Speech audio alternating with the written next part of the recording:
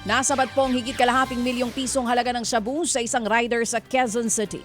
Ayon sa mga pulis, una munang umiwas sa checkpoint sa barangay Greater Fairview ang mga sospek. Naabutan po nila ito ng makabangga ng isa pang nakamotorsiklo habang tumatakas. Nasabat nga mula sa kanyang 80 grams ng shabu. Depensa po ng sospek na pag-utusan lamang daw siya.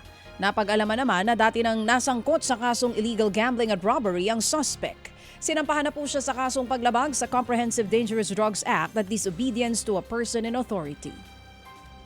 Nananatili namang mababa ang kalidad ng hangin sa Metro Manila habang patuloy pong nasusunog ang Navotas Sanitary Landfill.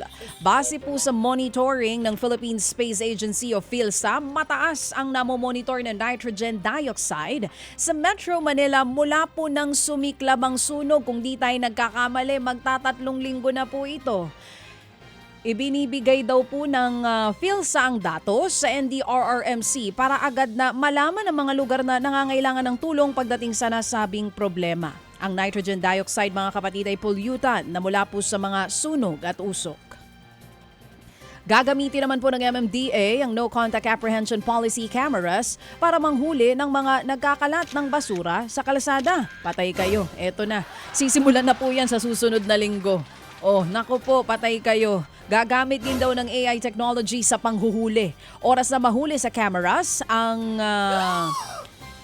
hindi pagnanakaw, ang pagtatapon ng basura. Oo, oras nga po na mahuli sa cameras ay ang pagtatapon ng basura ay kusa daw itong magre-record ha. Agad namang nakikipag-ugnayan sa barangay officials ng MMDA para ma-issuehan ng ticket at pagbultahin ang mga violators nito. I think really it's about time na higpitan po talaga yung pagtatapon ng mga basura kasi dami talagang mga dugyot, 'di ba, na hindi alam ang basura mo ay tapon mo. Kaya sige, General Torre, sabi nga ng iba, gawin mo talaga ito, ha? Galingan nyo po dyan sa panghuhuli mo ng mga nagtatapon ng basura. Hindi lang sa Metro Manila, sana sa buong bansa po. Pero kasi sa MMDA siya, so ang tututukan nito really is Metro Manila.